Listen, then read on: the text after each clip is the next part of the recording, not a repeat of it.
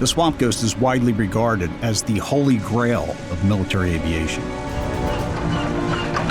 February 22, 1942, only a couple months after Pearl Harbor, this early model B-17 took off on the first offensive long-range bombing mission of World War II, directed towards the Japanese fortress of Rabaul in the Southwest Pacific.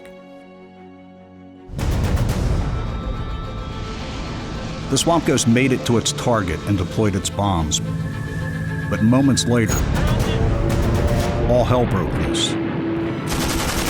They were set upon by Japanese fighters. They took significant damage. The plane shook wildly, and they only escaped by flying into a thunderhead. They made it through the eye of the storm, but found themselves out of fuel. The crew saw what they thought was a grassy field to land in, but was actually the Agiombo Swamp.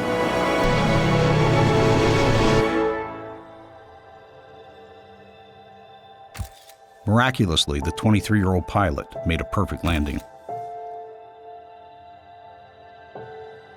The Swamp Ghost remained completely intact, but forgotten in a Stone Age world for over half a century.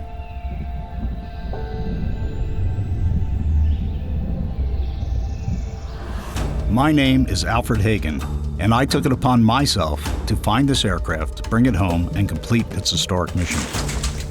I went to New Guinea and began planning the salvage of this iconic warbird. This B-17 may not be worth anything to some people, but to me, it's priceless. It's a big, beautiful bomber. When I got there, I couldn't believe my eyes. The condition of the plane was extraordinary. In my mind, I was doing a great service for history in tribute to the men and women who gave their lives.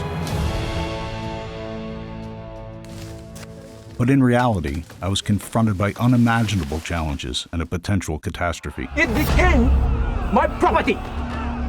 It became my property!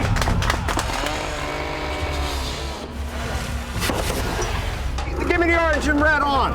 It was a green hell of insects, scorpions, and heat. It threatened the entire project. The whole plane's moving to the side!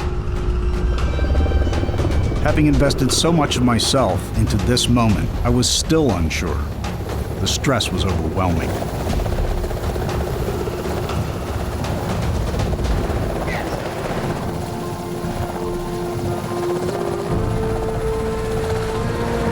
Yeah! All right.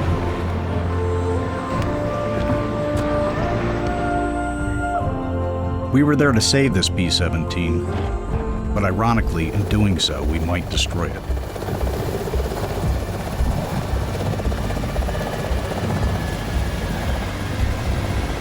Oh, shit. Is he all right?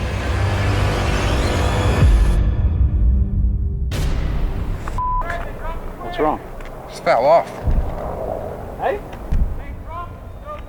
At that point, I began to wonder whether I would ever recover the Swamp Ghost, or would it forever remain a ghost?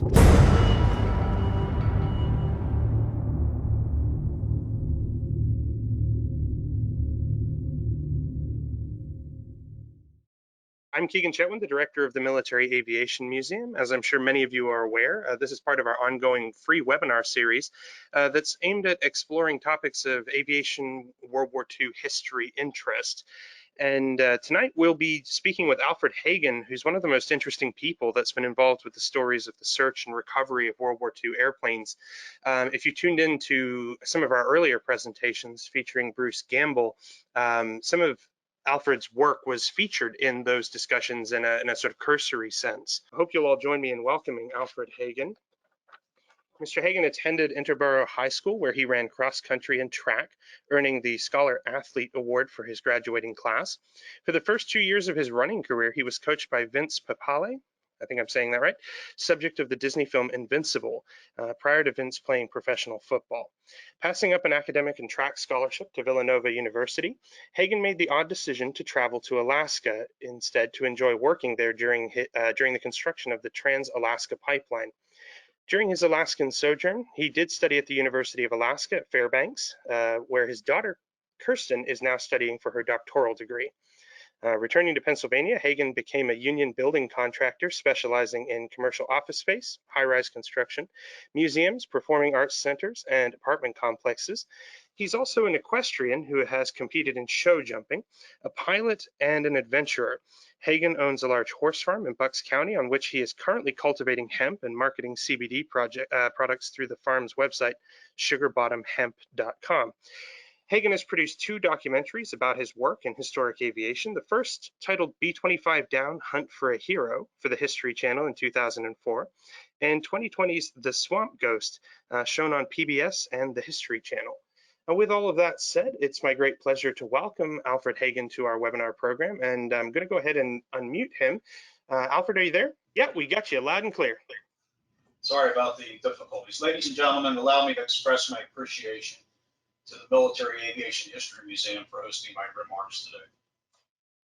The most frequent questions I am asked after a presentation are, how much did it cost, who paid for it, and how do you make money from it? The other question is, what inspired you to begin this work? My response to the first set of questions is that my work was self-funded other than the salvage of the B17 Swamp Ghost. My late friend and mentor Dave Talashe and I shared the B17 Salvage cost. That project alone cost over $1 million. There has never been a pecuniary profit motive. But on another level, my work in historic aviation that led me to locate the wreckage of 8 MIA World War II aircraft, return numerous MIA airmen to the U.S. for burial with full military honors, and attempt to salvage several World War II warplanes, has been one of my life's greatest and most rewarding investments. It was not financially rewarding, but it enhanced, colored, and redefined the tapestry of my life experience in ways that no financial investment could achieve. Some of the attendees tonight viewed my recent webinar hosted by the Pearl Harbor Aviation Museum. Although the first few slides will be the same, the main body of this program will be dramatically different. The previous webinar exhaustively detailed the landscape of the early days of World War II and the role and the context of the B-17 Swamp Ghost last mission. Today's program is going to be a more personal look at my family service and of some of the MIA airmen whose remains I discovered high on distant mountaintops in PNG, as well as relating a sketch of the Swamp Ghost salvage. When I first sketched out this presentation, it ran on for almost 4 hours. You'll all be delighted and relieved to know that I succeeded after a Herculean effort in reducing this program to slightly under 60 minutes, as long as I stay on target. Regards to the inspiration for my work in historic aviation, I can cite numerous contributory factors. I am and have always been a passionate historian. I am a pilot and I am an adventurer. But the spark that fired my magnificent obsession and guided my extraordinary journey can be traced to one sentence from one book authored by General George C. Kenny, the Allied commander of all air forces in the Southwest Pacific Theater. In his memoirs, Kenny wrote the following line about my great uncle, Major Bill Bennett. Quote, "No one in the Pacific Theater made a greater contribution to victory than Bill Bennett," unquote.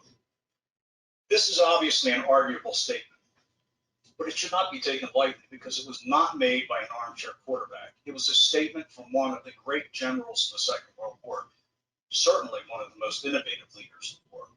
The Southwest Pacific Theater has been accorded secondary status in America's collective memory, for those who remember it at all.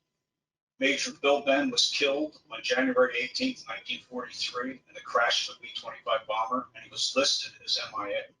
His early death and extraordinary service were eclipsed by the magnitude of subsequent events, and Bill's service was largely forgotten until I read General Kenny's words in 1993. I was riveted by the simple fact that a close relative had played such a dramatic role in the greatest conflict ever fought and had been forgotten by a man in time. I was saying I was riven by the simple fact that a close relative had played such a dramatic role in the greatest conflict ever fought and had been forgotten by a man in time. I resolved to make it my mission to correct that historic injustice. I've done my best. This presentation cannot possibly cover my entire journey, but I will attempt to portray a few resonant scenes.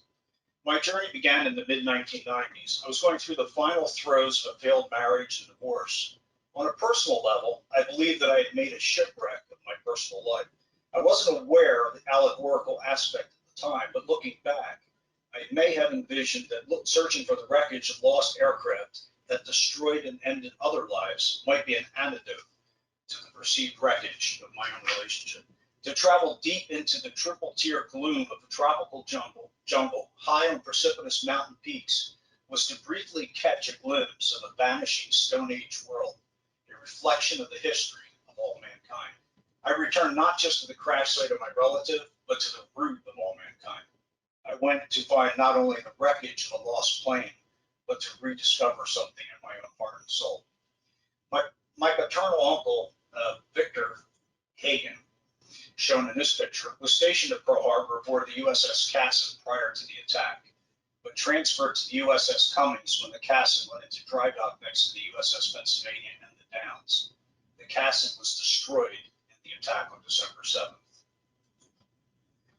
But Victor's new ship, the Cummings, escaped with near misses. Though bracketed by bombs fore and aft, the Cummings crew succeeded in raising steam. The destroyer was one of the first to sortie out of Pearl in search of the Japanese attackers, rolling depth charges on a submarine contact just hours after the attack. Victor Hagen was the gun captain of number 2 gun, and he swiftly took action, manning his post and firing at the attacking planes. Victor survived the attack and spent the rest of the war aboard a destroyer escort in the Pacific. He fought in the battles of Guadalcanal, Alaska, and Iwo Jima. Another great uncle, Fred Daniel Ben, was a 17-year-old lad in Gale, Pennsylvania on December 7, 1941. Inspired to answer his nation's call to arms, Fred convinced my great-grandfather, Fred Ben Sr., to sign papers enabling Fred Jr. to join the Marines as an underage volunteer. Fred drove an amphibious tractor back and forth to the beach during the great U.S. amphibious attack of the Pacific War at Tarawa. Injured in that attack, Fred was sent back to Pearl to convalesce. After his recovery, he was assigned to a flotilla of LSTs that were being hastily loaded with fuel and ammunition at Pearl Harbor's West Lock to join the convoy destined to attack Saipan. Just after 3 p.m. on Sunday, 21st May 1944, an accidental explosion occurred in that staging area in West Lock. Fire quickly spread among the ships that were being prepared for the invasion of Saipan, and over the next 24 hours, 6 LSTs sank, 163 naval personnel died, and 396 were injured. This was the second Pearl Harbor, which is relatively unknown because it was classified at the time and no news was issued to the public. Fred Bennett had been reading a book on the deck of the first LST to explode. No trace of his remains has ever been found. Pearl Harbor is literally his gravesite. My great-grandfather never forgave himself for signing the papers enabling Fred to enlist. What a cost was paid by my family. What a cost for my great-grandfather to have to live with that fact. And this was only one small life, one handsome, outgoing, and talented young man who would never enjoy the fullness of time to realize his life's potential. Fred was only one of millions of beautiful little candles that flickered briefly and were subsumed in the darkness of the cataclysm that was World War II. Fred was 19 years old when he died. His death made him but one in a sea of statistics, one of over 60 to 80 million human lives that were sacrificed in a global tragedy whose dimensions are so overwhelming that we can neither understand nor appreciate their magnitude unless we focus on a solitary life like Fred Ben's. If we can somehow multiply Fred's tragedy 60 to 80 million times over, we may momentarily glimpse, but still not fully comprehend, the trauma, the loss, and the tragedy of the Second World War. My great uncle Major Bill Ben, raised in Williamsport and Caldersport, Pennsylvania, is the photo that's on the screen now. That's his high school graduation picture. Bill was an outgoing, gregarious, born leader, and fearless flyer. Bill Ben took a 2-year hiatus from Temple University in 1932 to become an Army Air Corps pilot. After returning to Temple, Bill remained in the Pennsylvania Air National Guard and participated in the air mail strike where the National Guard flew the mail in 1934.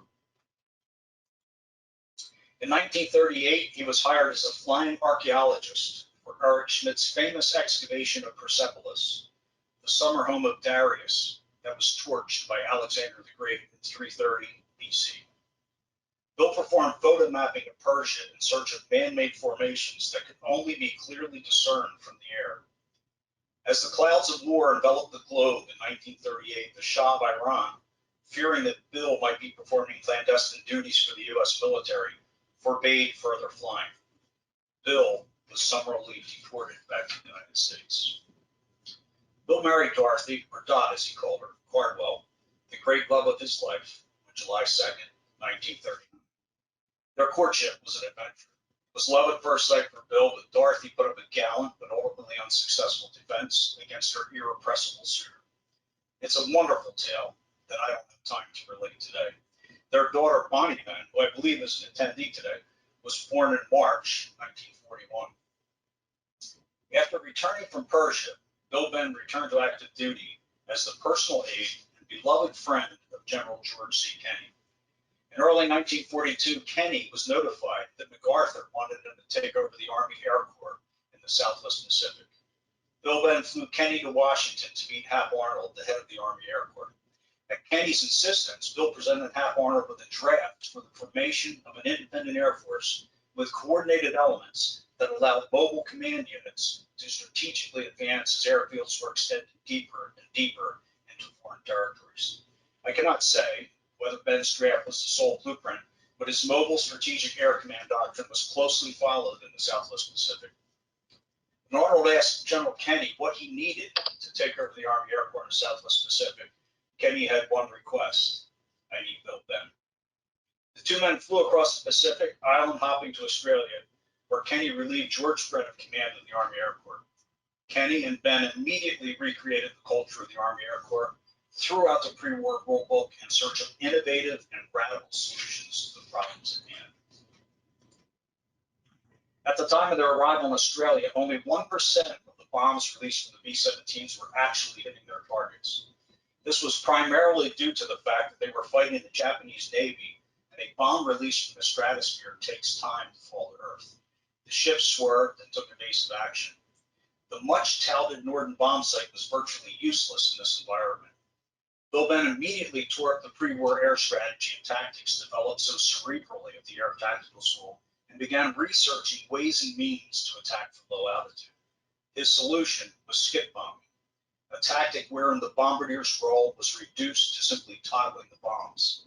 This maneuver took great skill and required extensive practice. Major Ben personally experimented with various view settings of the bombs and various angles of attack for the flying fortresses. He determined that the attack should begin from 4,000 feet. When the target ship was identified, the B-17 would dive to an altitude 200 feet above the water while accelerating to maximum airspeed. Marks were made on the plexiglass of the nose to use for target sighting.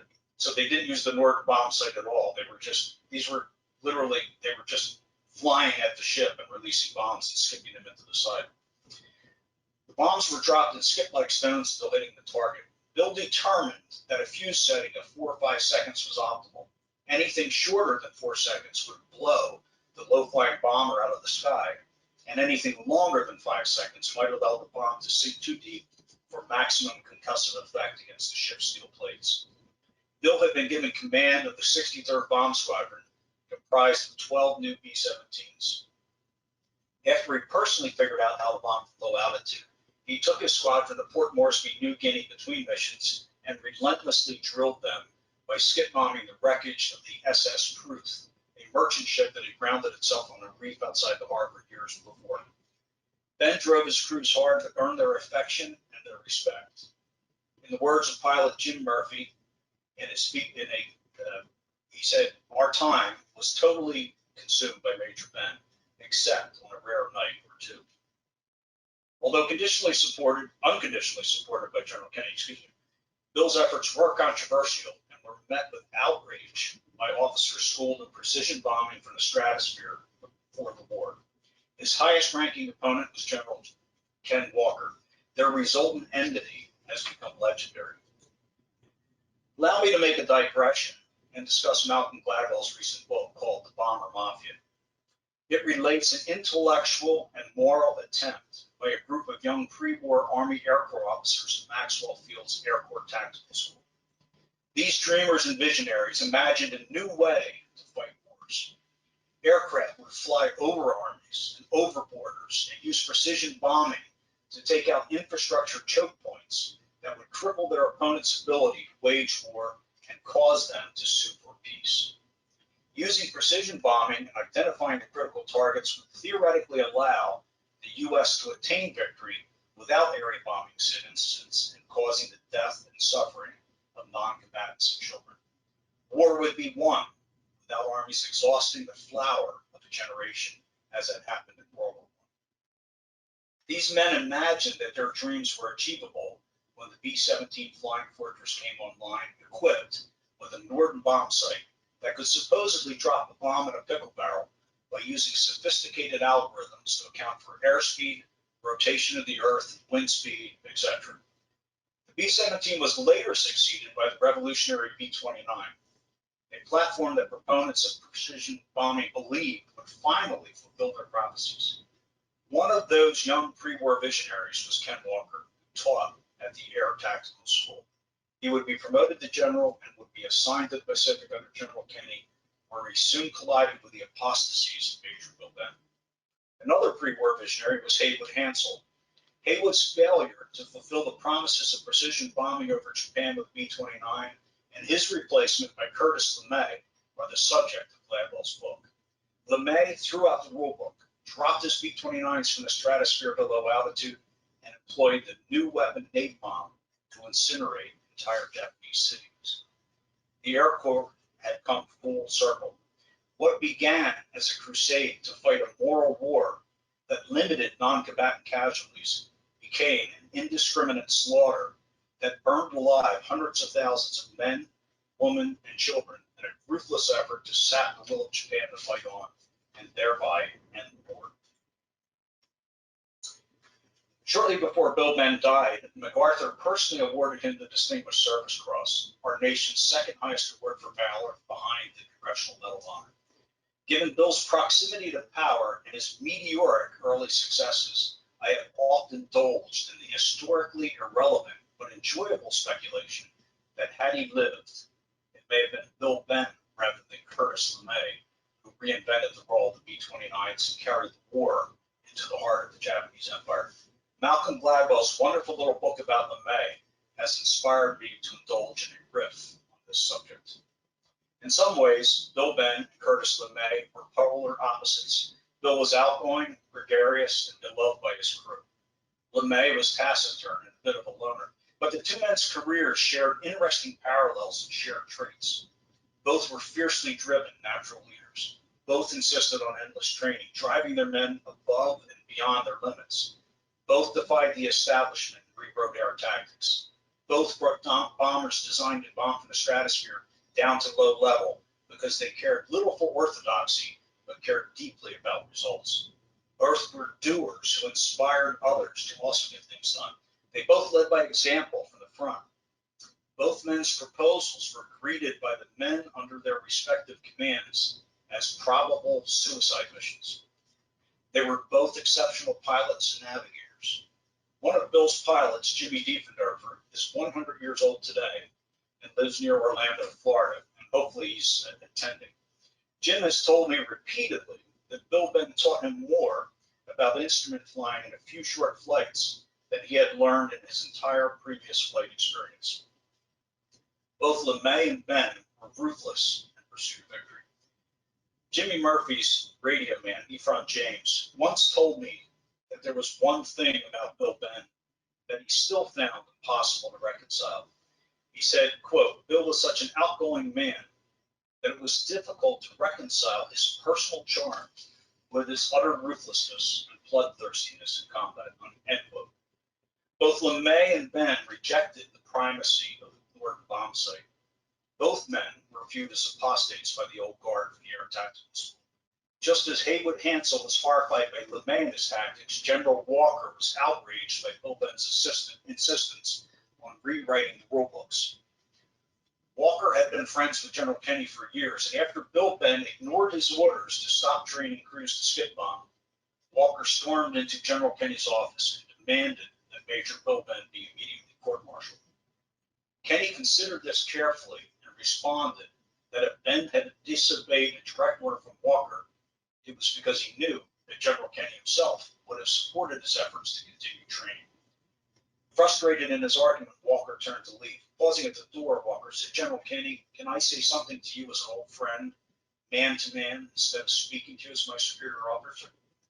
George agreed that Walker could so speak. And Walker replied, "Well then, F you, George." Obviously, I'm editing that for political correctness. And Walker stormed out of the office. So they both went against the establishment. They were both controversial, and they were both successful in their chosen roles. Given Bill's reputation as a problem solver, his close relationship with both Kenny and MacArthur, and his proximity to other major players like Hap Arnold, I find it irresistible to speculate on what might have been if he had survived. America's Army Air Corps was seduced by the promise of the B-17 attacking from the stratosphere using the Florida bomb site to revolutionize warfare with precision bombing. It was an idealistic and worthy dream, but it failed in execution, at least at that time. Bill Bennett was called upon to reimagine bombing tactics and strategy in the Pacific. He succeeded brilliantly in the implementation of his low-altitude attack doctrine, annihilated an entire Japanese convoy at the Battle of the Bismarck Sea shortly after his death. The Battle of the Bismarck Sea was Bill's signature victory, even though realized posthumously. It is logical to assume that he would have been considered for the same task of reimagining the B-29's failure to live up to their promise. It is interesting to consider how Bill may have differed from LeMay in his proposed solution. Both men's respective solutions to their respective problems involved bringing the bombers down from the stratosphere to low altitude, 4,000 feet in LeMay's case, and 200 feet in Bill Bennett's. Bill was flying so low that, in effect, skip bombing was an early example of smart bombing because these bombs were physically guided to the target by the living pilot. I could talk for this entire hour about LeMay and Bill Bennett, but I made commitments to touch on a number of other subjects, so we'll have to move on. Kenny pulled Ben out of combat because he felt Bill was taking too many chances. Ironically, while waiting for promotion to lieutenant colonel, Bill was lost on January 18, 1943, in a non-combat mission. He flew over enemy territory, but he was looking for landing grounds that he could cite the coordinates of that crippled planes could land at north of the Owen Stanley mountain range. That if they couldn't get over the mountains, it would give them targets to land at. And he was performing that duty in a non-combat role and was lost. General George Kenny was devastated, and his personal secretary, an Australian woman named Earl Stevenson, years later related to me the extent of Kenny's heartbreak at losing his finest asset and his closest friend. Little enemy air activity was reported over Ben's route of flight on his last mission, but severe thunderstorms enveloped the peaks of the Owen Stanley Range that day. It was assumed that Bill had encountered bad weather and crashed. Kenny refused to believe this and insisted that Ben was too good a pilot to have died due to weather. He made similar remarks in his memoirs. Bill Benn's life experience led me to Papua New Guinea. I determined to find Bill's plane and analyze the wreckage stream in an attempt to identify the cause of the crash. I also planned to film a documentary about Bill's life and my search for his plane. It took several trips, 4 to 6 weeks in duration over the course of 4 years, but I finally succeeded in locating Bill's bomber. The wreckage and the location revealed the truth of the last moments of Bill's life. Bill was flying a B-25 twin-engine bomber and lost his left engine. This was easy to identify because the upper props on his left engine were not curled backwards by the impact. The blades on the right engine were bent over to 90 degrees as it was spinning as it hit. I found the B-25 at an altitude close to 12,000 feet above sea level. After losing his left engine, Bill had clearly attempted to find a pass through the uncharted mountains that could lead them home. You have to remember, these mountains were absolutely uncharted at the time. They either flew over them or they had to fly through them visually. Flying up the Waria River Valley, Bill spied a favorable tributary valley riven by the upper Boo Boo River. As he ascended the Boo Boo, the walls closed in ominously on each side. Desperately fighting for his life, Bill coaxed his crippled plane close to 11,000 feet in altitude. Rounding a last bend, he saw a wall box canyon straight ahead. Lacking the power to fly over the wall, he had no option other than to use the torque of his right engine to execute a 180-degree turn to his left. Bill only made 90 degrees of that turn before crashing head-on into the mountainside. The fuselage exploded and burned, but the nose, tail, and wings remained intact and still sit silently above the cloud line near the summit of Mount Strong. During my search for Bill Ben, I located a total of 5 missing planes in New Guinea that held the remains of U.S. airmen. I also located the wreckage of 3 World War II aircraft in freshwater lakes in America and went to Libya in 1998 with my great friend Dave Talichet to attempt to salvage the B-24 Lady Be Good from the Great Sand Sea. These stories and the tales of the men whose remains I found and returned to their family would take several hours to briefly relate, and I regret that I lack time to discuss them all in detail today. I will, however, relate a few brief vignettes. During my second trip to Papua New Guinea in October 1996, I discovered my first MIA aircraft. I had hired several teams of natives to assist me in sweeping the high-altitude headwater valleys around Mount Strong, where I believed Ben's bomber had crashed. I was alternating between groups. A helicopter would fly up every few days with supplies, and I would use it to transfer from one team to another. On the morning of October 24th, the Hughes 500 picked me up from a jungle clearing at about 10,000 foot altitude, and we flew through the adjacent tributary river valleys looking for columns of smoke from morning campfires that would lead us to the other teams. As we approached one such column of smoke, we noticed that the team was busy attempting to build a helipad out of logs and vines. In the corner of the clearing, I made out pieces of wreckage with American markings. Upon landing, I immediately noted the P47 Thunderbolt scale number. Skeletal remains were piled loosely in the cockpit area. As I held the pilot's remains in my hands, a multitude of questions passed through my mind. Who was this man? Where was he from? What life experience had nurtured him? How did he come to die in such a remote and lonely place? I had access to a list of over 600 missing American airplanes in New Guinea, and I soon answered the who and the where from questions. The P47 Thunderbolt was flown by a 22-year-old pilot named Wilfred Desilets from Worcester, Massachusetts. I brought Wilfred's mortal remains out of the jungle and turned them over to the U.S. ambassador at Port Moresby, who seemed distressed by my delivery. Upon returning home, I reached out to the Desilets family against the wishes of the U.S. government, who prefer to contact the families after they complete a detailed forensic study of the site. Given the age of the surviving family members and the fact that it can take several years for the military to go to the site, excavate it, and process the remains, I felt justified in resolving this mystery for the family in a timely fashion. I hadn't gone to New Guinea in search of an unknown MIA aircraft. I went and searched Bill Ben's bomber, but finding the Desilets site was unexpected but profoundly rewarding. He was the only son in a family that included 7 sisters, 6 of whom were still alive when I located his remains. Meeting that family was a revelation. I had reopened old wounds for them, but those wounds could now heal with a sense of closure. I also located the surviving airmen who flew alongside Wilfred on his last mission, and I introduced them to his sisters. It was a beautiful and a moving experience. Patricia Gaffney, the little girl in this photo, was not yet born when her father, George Gaffney, went missing in Papua New Guinea, flying his very first combat mission in the P47 Thunderbolt. The little girl spent a lifetime wondering what happened to her father and hoping that the mystery of his disappearance would be revealed to her. Patty even made a trip to PNG. I believe that Patty may be an attendee this evening, I'm not sure. But shortly after news broke in New England about my discovery of the Desilets P47, Patty, who then worked at Yale University, contacted me, and I agreed to review the official reports that she had collected of her dad's disappearance. There was an interesting lead from an Australian historian named Bruce Hoy, who had accompanied a U.S. team to another MIA site on the North Coast.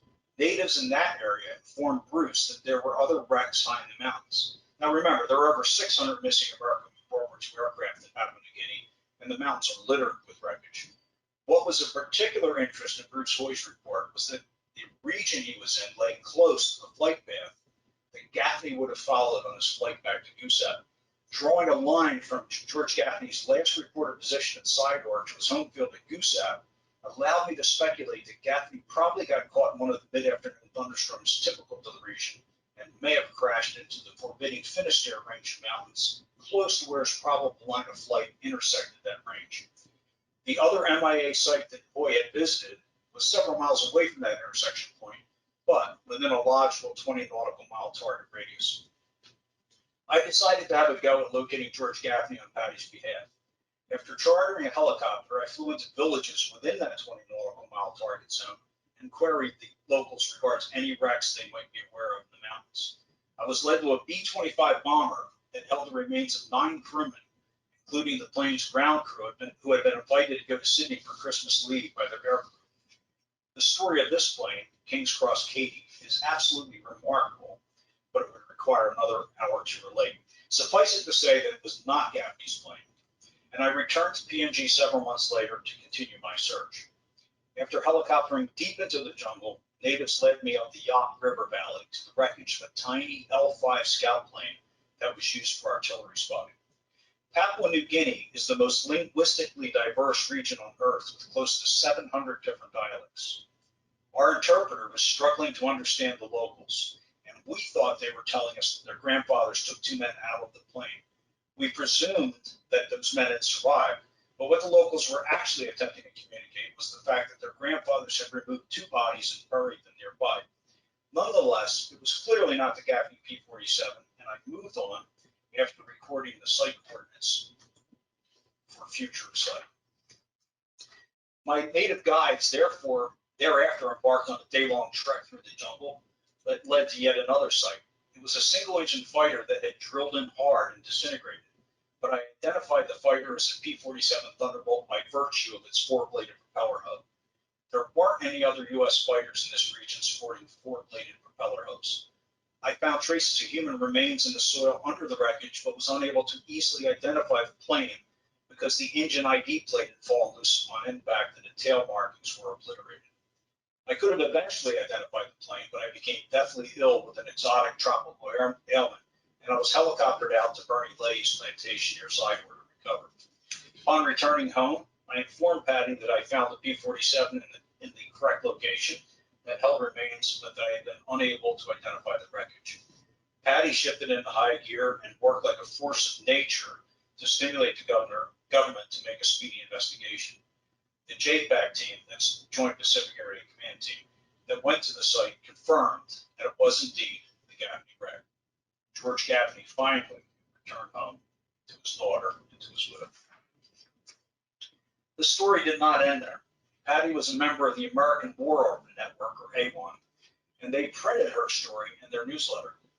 I soon received a message from a Michael Kindig, who informed me that his father was MIA and apparently last seen in an L-5 artillery observation plane flying up the Yacht River Valley, not far from the coordinates of the Gaffney site. I was stunned because I had recently located an L-5 in the yacht, which we just discussed. I called a good friend, an eminent Australian historian named Michael Claringbolt, and I passed this information along. Within minutes, Michael informed me that if I had found the L-5 in the Yacht River Valley, it had to be Major Earl Kindig's, because it was the only L-5 missing in that region. JPAC was again summoned to duty, and once again, a father was found and reunited with his loved ones. Patty Gaffney attended the Kindig interment at Arlington Cemetery and met Major Kindig's son, Michael. Michael was a widower and Patty a divorcee. They fell in love and were soon happily married. This wedding was truly a result of my labors that could never have been imagined. It sounds more like a Hollywood script than a factual event that I unwittingly facilitated. After finding Bill Bennett's wreck site, I produced a documentary of my search for Bill titled B25 Damn Punk for a Hero that showed on the History Channel back in 2004. My focus thereafter shifted from searching for MIA aircraft to recovering historic aircraft that could be preserved for future generations. Attempts were made to salvage a B-29 in Lake Mead, 2 Corsairs in Deepwater Lakes, and the Sullivan P-38 shown in this picture that sat on the banks of the Ramble River in PNG. Dave Talashe and I also attempted to salvage the B-24 Lady Be Good out of Libya's Great Sand Sea. Here it is in this picture. But we ultimately failed to obtain approval to export the plane from the Gaddafi regime. Years later, I changed course and petitioned Gaddafi to work with me to erect a museum for the war in northern Africa near Tripoli that would house, among other artifacts, the B-24 Lady Be Good. Gaddafi expressed interest, and negotiations were proceeding, and we were even looking at possible site selections around the area. But everything was unfortunately derailed by the Arab Spring. Gaddafi was murdered shortly after, and the Lady Be Good's future is still uncertain today. A more successful salvage was the P47 Thunderbolt shown in this photo. The plane had been scud running under the cloud deck and pancaked through the triple tier canopy in the finished air range at an altitude of about 9,300 feet. It was technically an MIA site, but the pilot, named Lutz, clearly survived the crash, exited his canopy, and closed it behind him. When we found the inside of his canopy, it was very, very well preserved. 50 feet from the wreck, I located a rotted can of emergency rations that Lutz had opened and eaten before disappearing into the jungle. His fate remains unknown. He probably died of exposure or from injuries, but theories abound, including the doubtful possibility that he was eaten by cannibals. A lovely lady in a red swimsuit was painted on the nose of this plane. Being as the plane was usually enveloped by clouds in the afternoon, the natives came up with the delightful nickname, Lady in the Clouds, to describe the P-47. After I teamed with Australia's Rob Greiner to recover the plane and journeyed back to Sydney, Australia, where it is being rebuilt to flying condition. The capstone of my career in historic aviation was the salvage of the B-17 Swamp Ghost, and it's seen here in a picture sent to me by Michael Clarenpole. This plane has been described as historic aviation's holy grail, and the politics and logistics of salvaging this heavy bomber from one of the most remote places on Earth were overwhelming. The B-17 was delivered to the Army Air Corps December 6, 1941, the last day of peace for America. The squadron that the Ghost was assigned to departed Marshfield, California on the evening of December 6, 1941, and flew east into the night for the perilous trip to Hagen Field, Pearl Harbor. The squadron arrived on schedule around 0800 hours on December 7, 1941, just as the Japanese surprise attack was beginning. The B-17s had inadvertently added to the confusion because the Japanese attack was picked up on radar, but the anomalies on the screen were misidentified as the expected arrival of the squadron. Unarmed and low on fuel, the bombers got to Earth any way they could, including one that crash landed on a private Hawaiian golf course. The squadron flew on to Australia in February of 1942, from whence they embarked on America's first long-range offensive bombing mission of the war against the Japanese fortress of Rabaul. The picture shown here, as I said before, is courtesy of Michael Clarenpole, and it shows the Swamp Ghost being attacked by Japanese Zero after making its bomb run over Rabaul. Damaged and low on fuel from their wild combat maneuvers, the crew, led by Fred Eaton, shown here, crash landed in the isolated and fearsome Agayambo Swamp. They endured a horrific 6-week odyssey that eventually led them back to the Allied base in Port Moresby. They all suffered from an assortment of tropical ailments, including malaria. In today's military, they would have been immediately evacuated to a stateside hospital. Given the critical shortage of men, materiel, and airplanes in early 1942, the crew was simply given another airplane, told to resume flying, fighting the war. I exhaustively covered this crew story, the landscape of the war, and the meaning of their mission in another recent webinar, as I mentioned earlier, posted by the Pearl Harbor Aviation Museum, that I believe is still available on our website. It is really an extraordinary tale, but other than encouraging you to view that earlier webinar, I intend to now move on and make a few brief remarks about my own salvage of the B-17 Swamp Ghost. I should take a moment and clarify that the B-17 was not given a nickname during its brief period of service. It was dubbed the Swamp Ghost many years later because it was left in the swamp. It was incredibly difficult to find, and the plane remained eerily intact. In 1996, I chartered a small plane and flew a search pattern over the remote Agiyama swamp in order to locate the ghost. As you can see from this picture, the plane was enveloped in swamp grass that stood 15 to 20 feet high.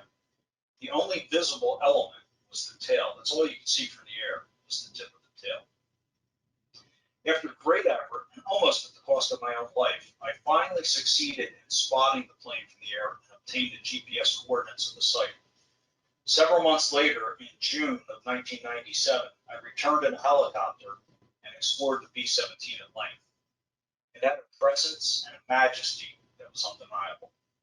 By the time I left the site, I was determined that I would salvage this magnificent old warplane and preserve it for future generations.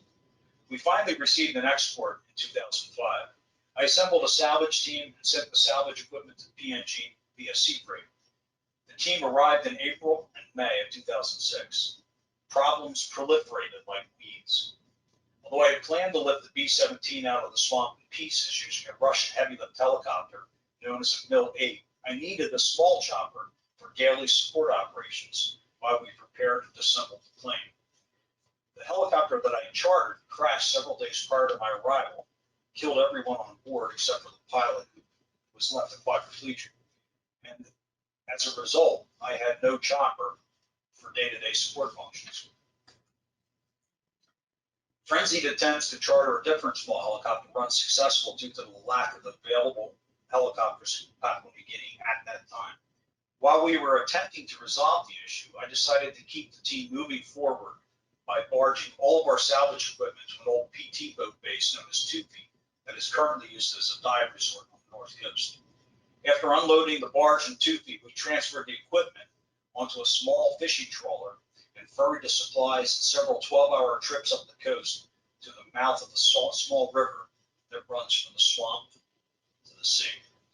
The team offloaded the gear into small banana boats that we had towed behind us, and we ferried the supplies a couple hours upriver to the small village of Kwafade. Another village named Karaisa lay about halfway up the river. We spent one night blocked from further passage upriver by the natives of Karaisa due to their rage that they were not also being compensated as landowners in the same fashion as the Kwafade clan. After weeks of effort, the team and the equipment were finally assembled at Kwafade village, but we still had no helicopter to carry our equipment the last 2 miles to the site. Although I did personally walk into the crash site from the village, it was impossible to carry the salvage and film equipment through the swamp. Several members of the film team were on leave from the Survivor TV reality series, and we had borrowed one of Survivor's fancy satellite phone systems. It's the only time I ever had a satellite phone in New Guinea. I used this to continue my desperate attempts to charter a small helicopter. I failed to find any support helicopters in PNG. Finally, in horrified frustration, I contacted an old friend named Steve Spinaz, who runs a helicopter service that gives tourist rides over the Great Barrier Reef in Australia. I implored Steve to apply for a permit to ferry one of the small choppers over the Coral Sea to Papua New Guinea. Several days later, he did just that. And as the team sat sweating frustration, swatting mosquitoes, and drinking beer, we heard the distant whoop whoop of whirling rotors and soon saw Steve flying towards our GPS coordinates. At that point in time, that was the sweetest sight and sound imaginable. We spent the next week inflating airbags under the B-17 to lift it out of 5 feet of water. The engines and the wings were removed. A large ocean-going barge rendezvoused offshore and lay at anchor about 18 miles away. A Russian Mil-8 heavy-lift helicopter arrived to do the heavy lifting, and the actual salvage commenced. My primary concern was whether or not the Mil-8 could lift the fuselage, because the weight of the fuselage was on the outer limits of the Mil-8's performance envelope, and we had no way of knowing precisely what it weighed, because we were unable to fully raise and float the fuselage above the waterline. When the fuselage finally broke free of the swamp and took flight again for the first time in 64 years, the team experienced a short-term burst of euphoria. I thought that our highest and heaviest hurdle had been crossed. I was mistaken. With the engines removed, the B-17's wings were supposed to be far lighter than the fuselage, but I neglected to account for the fact that the old fuel bladders had filled up with water. We were so cavalier about the wings that we rigged the first wing with nylon heavy lift straps rather than steel cables. I was horrified when the Mill 8 lifted the wing and were able to weigh it and radio us that it weighed over 6 metric tons, well beyond the published performance envelope of the Mill 8. Nonetheless, the Mill 8 bore the weight and began flying towards the coast. Moments later, the wing began to oscillate in the rushing air, and first one, then another of the nylon straps burst. To our horror, the wing detached and plunged back towards Earth. Fortunately, Boeing designed such an efficient, beautiful airfoil that the wing literally flew itself to the ground. And let me just take another digression. People forget what a wonderful airplane the B-17 was and how transformational. People forget what a paradigm shift Boeing engendered by the creation of the B-17. I could give an entire webinar on the development of the B-17, how a little tiny aircraft manufacturing company in Washington State invested everything they had in a revolutionary design. That design was one of several planes competing for a military contract in 1935, but their prototype, the prototype B-17, crashed during the second day of the trials because the pilot simply forgot to remove the control box that prevented the airfoil surfaces from weather vaning while sitting on the ground. Having failed to complete the trial, the B-17 was therefore disqualified from the competition. At that moment, Boeing faced bankruptcy and utter ruin. But the plane they had designed was so superior to anything else in the competition, or even in the air at that time, that the military found an alternate approach to order several fortresses. This saved Boeing and allowed it to become the company that we know today. And at the time, realizing that advances in aviation technology made aircraft too complex to rely on the pilot remembering every small detail during his pre-flight, the crash of the B-17 prototype resulted in a mandate to use a pilot checklist for every flight, a procedure inspired by that crash that continues to this day. I would personally compare Boeing in the mid-1930s to Elon Musk early in his career. Innovative risk takers, that and all. That policy led them to a period of continuous expansion and success that just ended a few years ago because they lost that formative pioneering spirit that propelled them to greatness. They became mired in a bureaucracy focused on profits and tweaks to outdated technology rather than revolution. In order to remain great or become great again, Boeing needs to once again embrace the revolutionary. But I digress. After dropping the wing, we went into the swamp and retrieved it. To our immense relief, Boeing's amazing and sturdy wing landed itself with minimal damage. Once loaded on the barge, the Ghost was shipped to the port of Leg. In spite of the painstaking lengths that I pursued to guarantee that Papua New Guinea's due legal process was strictly adhered to, political problems quickly exploded. Foreign entities who were apparently jealous of the fact that I had recovered aviation's holy grail made statements in the media that the Smithsonian Museum, Travis Air Force Base Museum, and the Dayton Air Force Museum had all made attempts to salvage the B-17 Swamp Ghost. How was it possible that all those world-class institutions failed while a building contractor from Philadelphia succeeded? The inference was that I must have engaged in wholesale corruption. Bowing to that circus of jealous voices, the Prime Minister revoked my export permit, and the government impounded the B-17 in Leg. 4 years of legal battles ensued, during which no one was able to identify anything improper in my dealings or my legal agreement. The Swamp Ghost was finally released for export in 2010. Tragically, during that inexcusable and unwarranted delay, the Swamp Ghost's last surviving crewmen all passed from time into eternity. The bombardier Dick Albrecht once hoped to accompany me to Papua New Guinea to once again see his old bomber. He died with the plane still impounded and never realized his final wish. Ironically, the last surviving crewman, George Monroe, died within weeks of the date that the Ghost shipped out of Papua New Guinea in late January 2010. David Talashe, my great friend and mentor in the warbird world, had partnered with me on the Swamp Ghost Salvage. He also died in October of 2007, while the fate of the Ghost remained in limbo. I struggle today to fully forgive those who recklessly accused me and who impeded our efforts to bring the Ghost home in a timely fashion, thereby denying David and the B-17 crew members the joyful experience of seeing the B-17's final mission. The Swamp Ghost made its final voyage back to Pearl Harbor in 2013. She is displayed in an original hangar on Fort Island that still bears the scars of the Japanese attack on December 7, 1941. Pearl is the perfect resting place for this plane for so many reasons. But let me say first that in 2016, the Disney company expressed an interest in the Swamp Ghost, and they offered to paint original Disney nose art for the first time since World War II. I think to their considerable surprise, I deemed it inappropriate for Disney to paint nose art on an historic artifact. Inspired by my rejection, they traveled beyond their original concept, and Disney next proposed that the museum allow them to design a state-of-the-art Disney exhibit around the B-17.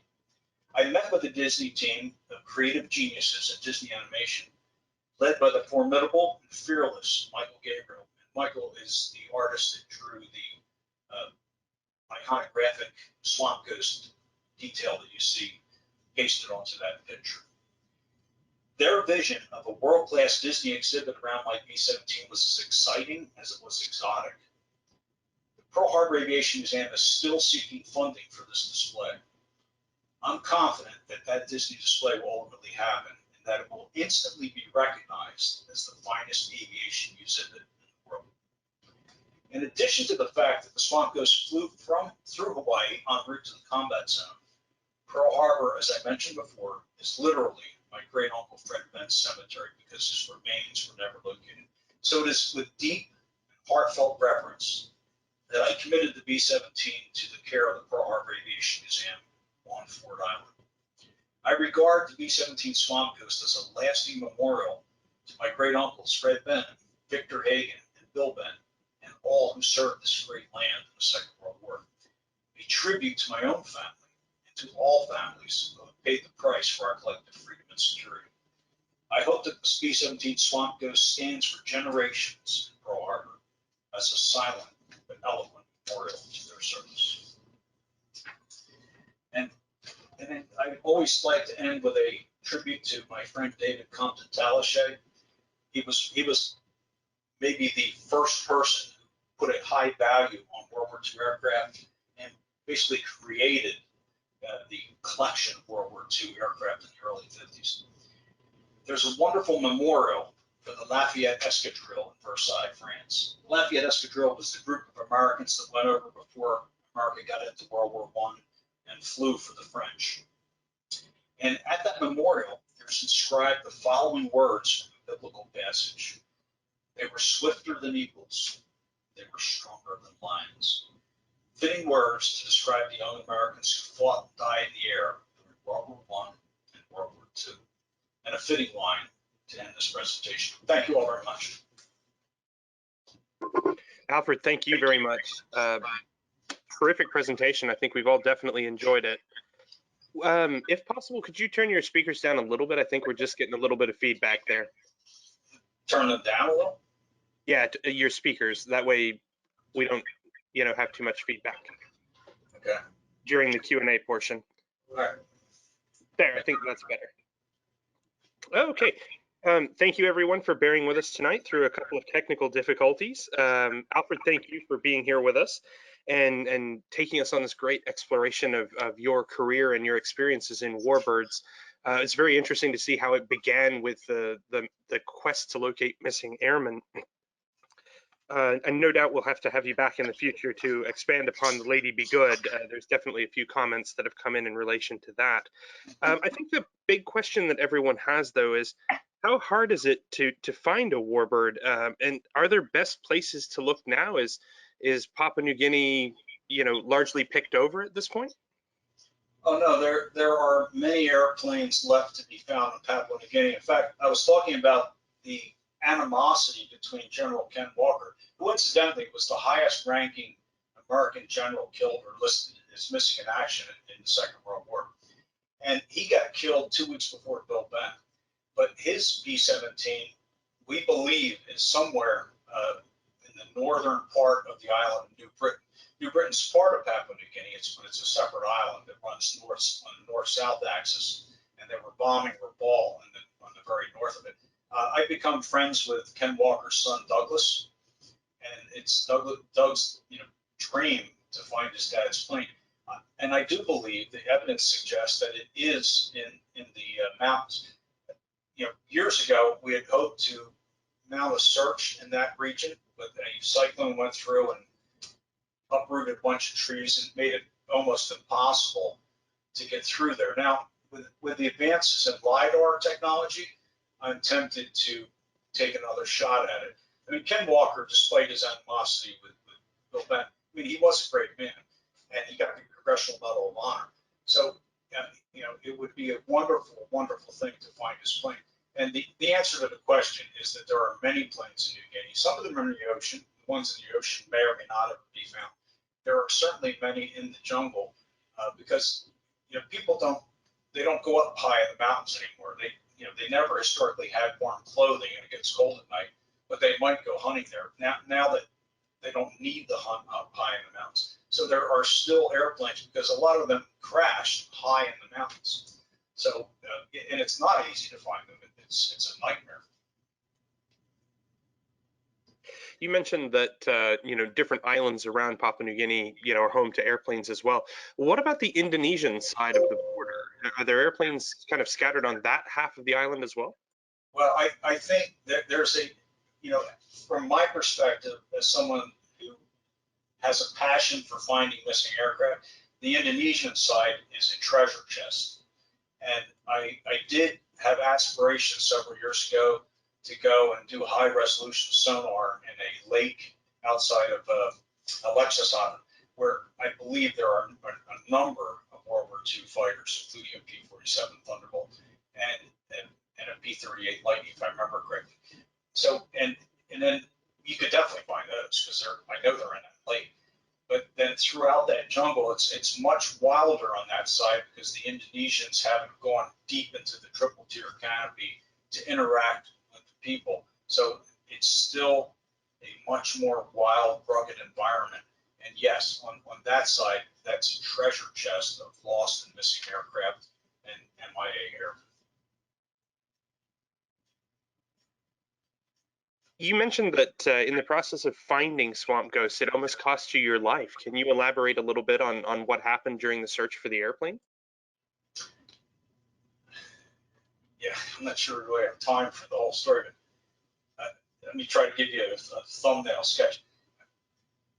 My great uncle Bill Bennett, one of the planes in his squadron was the Blackjack. The Blackjack was flown by Ken McCullough, who was the highest decorated airman in the Pacific, and he got killed not long after Bill Bennett. But he had a phenomenal record with the Blackjack. A replacement crew in September of '43, months after McCullough was dead, months after Bill Bennett died, flew the Blackjack in one of the B-17. The B-17s were pulled out of New Guinea and were replaced with B-24s. So this was at the end of the B-17 era, but they flew this last mission with a Blackjack. They got shot up, they got in trouble. When they got back to the north coast of the main island, they knew they weren't making it to base. So they saw a coral reef off a little native village, and they tried to land on it so they could walk to shore. But the plane skipped over the edge and sank in about 170 feet of water. In any event, it was found back in the early 90s by an Australian dive boat operator. I heard about it, and I immediately decided I wanted to go dive on it. So I went and dove on it in 1995, got pictures of the wreck, and it was a wonderful experience for me because, Bill Bennett actually flown this airplane and going on combat missions in this airplane. So it was a great experience. Now, the following year, 1996, when I went back and I said I was almost killed, I went back to that village. And this time, I chartered, and to get there, there's no airfield. So the first year I took a Twin Otter, and we landed in a grassy field near the bay. And Rodney Pierce, the guy who found the plane, he rendezvoused with me with his boat and his dive gear. So the second year, we were supposed to do the same thing. We got our wires crossed. Rodney didn't show up in time. But we flew in, and I chartered a Baron. It's a twin-engine airplane. And at the time, I owned a pressurized Baron, so I was expert at flying Barons. And that's the only reason I'm standing here giving this speech. So the Baron I chartered was flown by a young native pilot, and he had very white teeth, and that's notable in New Guinea because almost everyone over there chews betel nut, and when you chew betel nut, your teeth turn black and red. So if he apparently chewed betel nut at some point before, but his teeth had cleaned up, so he hadn't used it in quite a long time, and it has a narcotic effect. While we were at the village for several days, this young man began to slip back into the village life, and he was chewing betel nut furiously, and right up until the time we left. So when we left, we took off, and he wanted to go over and do a low pass over the village to impress his friends. In doing so, he asked me if it was okay. I said, sure, because I had done similar things myself. The problem was, I think that he was still under the influence of the narcotic, and he collided with the top of the palm tree. And when he collided with that tree, he knocked the left engine out of sorts. It was vibrating badly, but it was still running. So we pulled the power back a little bit, and he was very shaken up and wanted to fly home.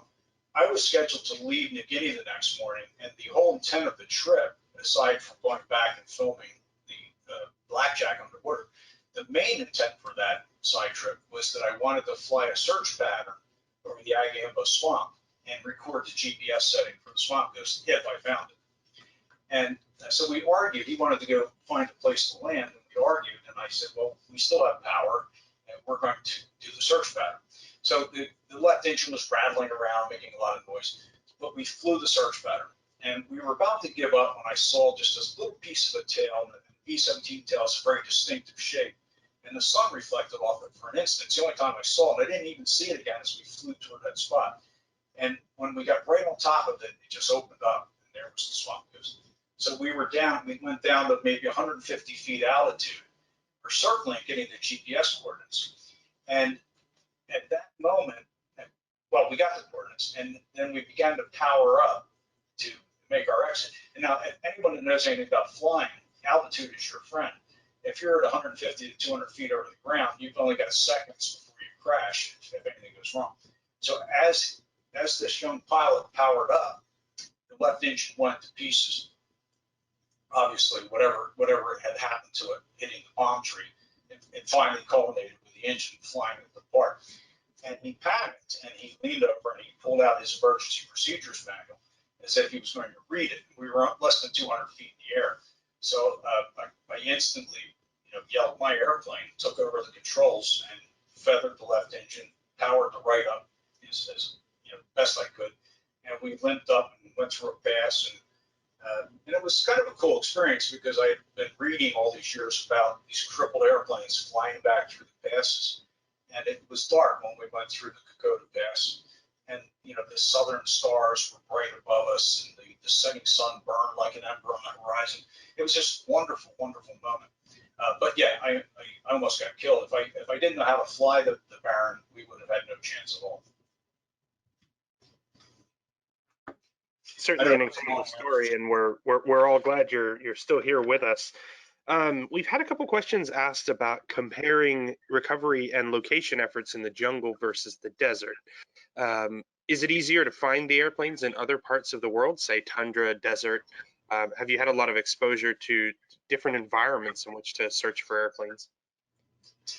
Well, most, back after the war, a lot of the planes that were out in the Great Sand Sea, they sat there for years and years. The Lady Be Good wasn't discovered until the early 60s when Chevron was prospecting for oil. But now with air traffic, I mean, you've covered, the deserts are pretty well covered. I mean, they have found some very interesting artifacts in the desert. And the fascinating thing about the artifacts in the Great Sand Sea, it's so dry that the metal is as crisp as the day it was made. So they're extraordinarily well preserved. But unless it's buried under sand, most of the missing artifacts have been spotted from the air. So I think the best place, other than the jungles of New Guinea, places like that are so remote, there aren't that many of them left.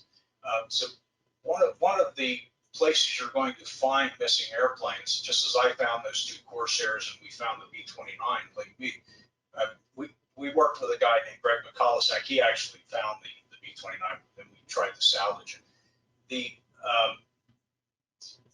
lakes around the world, hold a number, just like the Great Lakes in America. They've been pulling planes out of there occasionally for years. So most of the really interesting discoveries that lay ahead are going to be in freshwater lakes.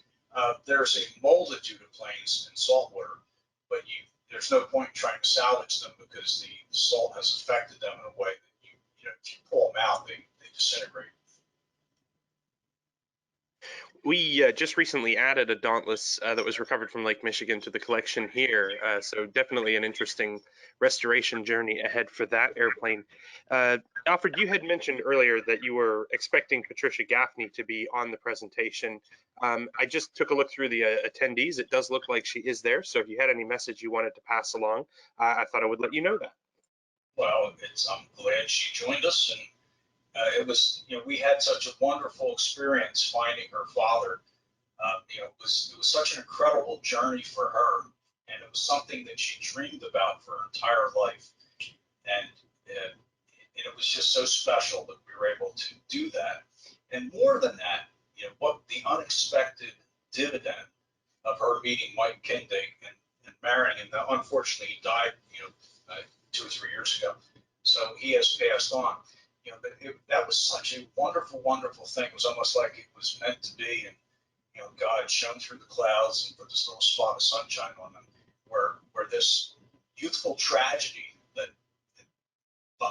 was a bond between them enabled them to meet each other and fall in love and get married. It was just a wonderful, wonderful story.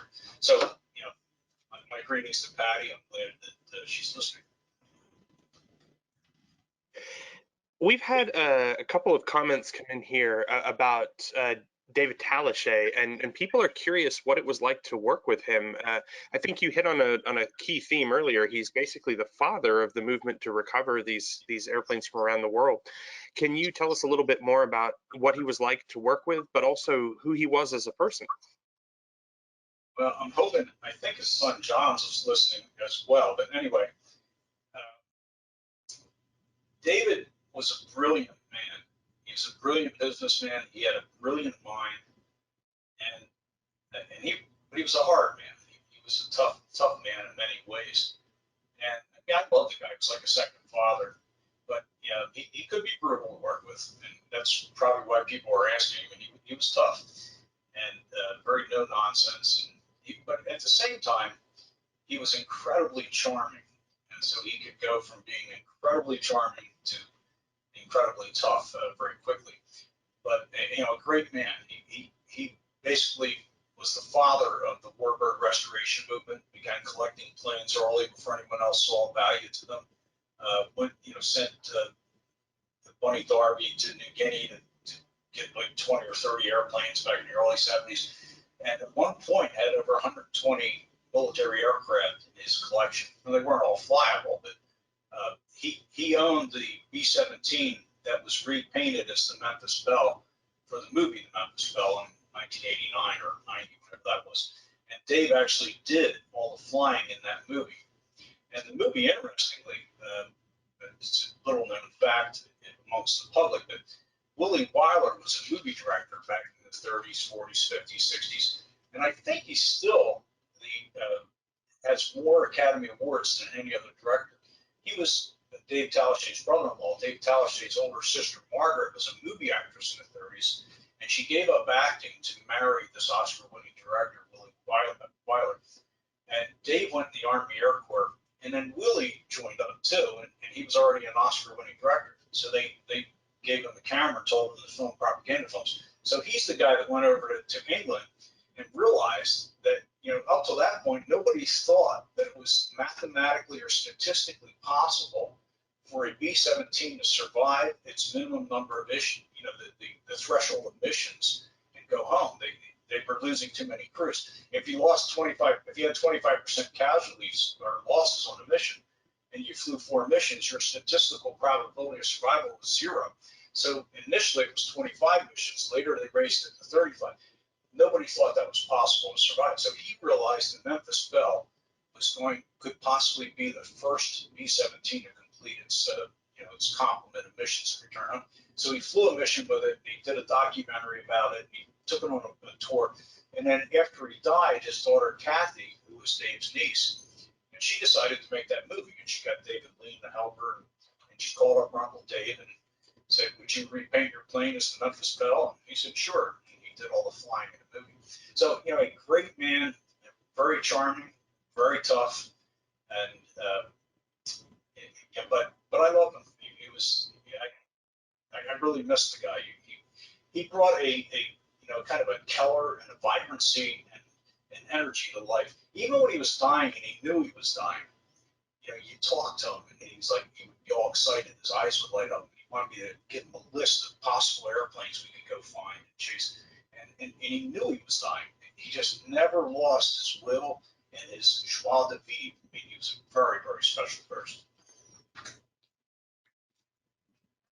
Certainly takes a special person to accomplish the great feat of recovering these airplanes as he did for so many years.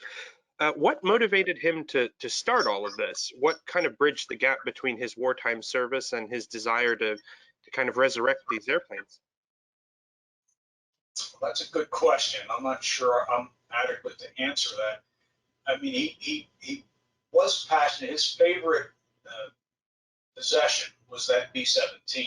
And that's the one thing the estate is insistent that they're not going to sell or get rid of. They want to keep that as a tribute to the old man. And he was passionate about it. He had this great service experience in World War II. In fact, he told me late in his life, we were sitting around drinking around a fire pit at his house in Orange County. And he was telling me about the most wonderful things that happened to him. And he had a pretty incredible life. But he said, Fred, the most beautiful sight that these eyes have ever seen was the sight of thousands of B-17s rising through the clouds of England and going up into the sunshine. And they were all circling. They were all just circling and waiting for all the other B-17s to climb the altitude. And he said, and as the sun would come up and capture the clouds, you'd see thousands of B-17s, in formation flying. He said it was the most beautiful sight I've ever seen in my life. So, I mean, it was a very, formative experience for him. And he wanted to keep that in his life. So he bought a P-50 and he loved aviation. He just simply loved aviation. And being David, anything he did, he wanted to try to do it in a business-like fashion, to either make money or to minimize his expense. But he truly was passionate about aviation, as few people are, and he never wanted to lose his connection. And when he became successful in business and he could buy airplanes, he bought them. The first P-51 he bought, I think he paid $7,500 for it. I could be wrong, and John will probably correct me, but I think that's what he paid. So he loved it, and he was passionate about it, and he created the Warbird collection movement, which Jerry Hagen, by the way, is carrying on as well as anyone. Oh, we certainly do put up a good effort to maintain that legacy of sharing these airplanes and kind of following in the footsteps of men like Talashe. But one of the questions that's come up is, are there competitive recovery efforts? Have you ever encountered a situation where you locate an airplane and you're standing across a clearing from someone else who's looking for it as well? No, there aren't that many people looking for airplanes. You count on your fingers. So, for the two of us to, wind up the same spot fighting over the same airplane. I mean, there are people that are interested in the same airplanes. And, and I've had some really special airplanes that I found that I have not recovered because other people fought and wouldn't allow it. And, that's tragic. And there are some that really hurt to know that they're still lost, or not lost. I mean, I know where they're at, but they're sitting on the bottom of a lake somewhere because, some entity somewhere had a problem with me salvaging them. And I think it's ridiculous, but I mean, it's the world we live in. No matter what you're doing, no matter how altruistic your motives, someone somewhere will take issue and accuse you of having baser motives than you do. In your experience, was there a gold rush of sorts that happened with these airplanes? Was there a period of low regulation where it was easy to get them and that suddenly transformed into a much more difficult process? Or has it been approximately consistent in terms of dealing with governments and logistics? It's incredibly difficult to get permission to salvage airplanes. It was incredibly difficult to get permission to salvage the B-17 Swamp Ghost. I mean, almost everyone over there said it couldn't be done, but we pulled it off for a number of reasons, and it's complicated. But we actually paid, a lot of money for the salvage rights for one thing, and but it was easier back in the 60s and 70s because they were just being scrapped. In fact, they're still being scrapped. I personally visited scores of Japanese aircraft sites on the north coast of New Guinea in the late 90s, and I recorded the GPS coordinates.